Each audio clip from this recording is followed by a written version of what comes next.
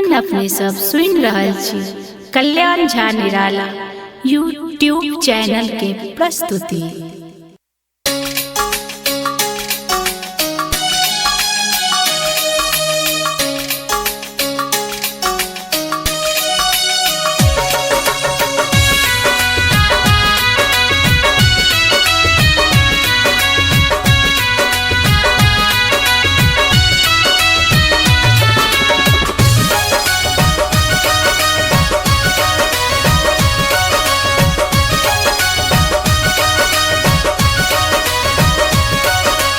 बीसम पुरी कहे कीसम चढ़ गल देह डबल अचबार।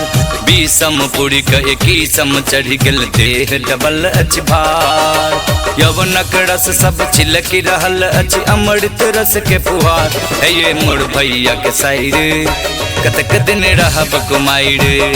है ये मोर भैया के साइर कतक दिन रहब कुमार। है ये मोर भैया के साइर कतक दिन रहब कुमार।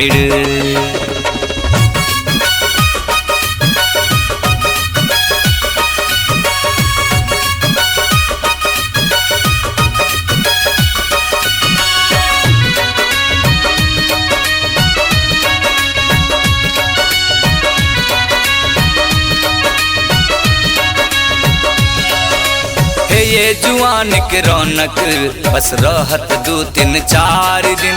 हैत जियान इजवन जनमाटिक ढेरी कुमार बिन। है ये जुआन के रौनक बस रहत 2-3-4 दिन। हैत जियान इजवन जनमाटिक ढेरी कुमार बिन। छोरू लाज धरू हाथ हमर दिया जीवन के आकार। है ये मोर भैया के साइर कतक दिन रहब कुमार। है ये मोर भैया के साइर कतक दिन रहब कुमार। बीसम पुरी कहे कीसम चढ़ गल देह डबल अचबार। यवनक रस सब छिलक रहल अछि अमृत रस के फुहार। है ये मोर भैया के साइर कतक दिन रहब कुमार। है ये मोर भैया के साइर कतक दिन रहब कुमार।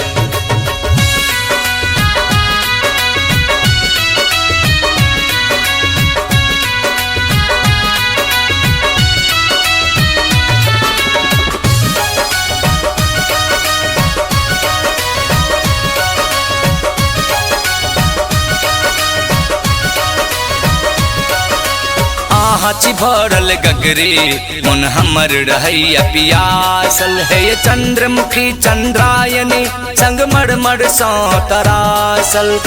हाची भरल गगरी मन हमर रहैया पियासल। है ये चंद्रमुखी चंद्रायनी संग मरमर सौ तरासल। ताही पर सा ठोर लिपस्टिक औरो 16 श्रृंगार। है ये मोर भैया के साइर कतक दिन रहब कुमार। है ये मोर भैया के साइर कतक दिन रहब कुमार। बीसम पुरी कहे कीसम चढ़ गल देह डबल अचबार। यवनक रस सब छिलक रहल अछि अमृत रस के फुहार। है ये मोर भैया के साइर कतक दिन रहब कुमार। है ये मोर भैया के साइर कतक दिन रहब कुमार।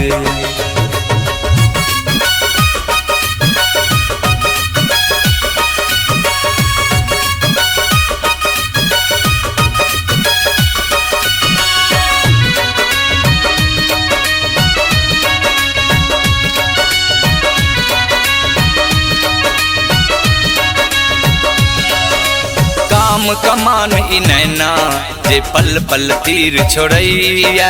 बात जुवन कक छोड़ू बुढ़बो त पछड़ धरैया।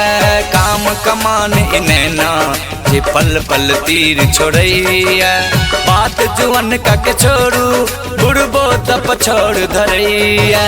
केव पछड़ कोना नहीं धरत फूल भेला बकरार। है ये मोर भैया के साइर कतक दिन रहब कुमार। है ये मोर भैया के साइर कतक दिन रहब कुमार। बीसम कुड़ी कह कीसम चढ़ी गल देह डबल अछि भार यौवनक रस सब छिलकी रहल अछि अमृत रस के फुहार हे ये मोर भैया के साइर कतेक दिन रहब कुमार हे ये मोर भैया के साइर कतेक दिन रहब कुमार।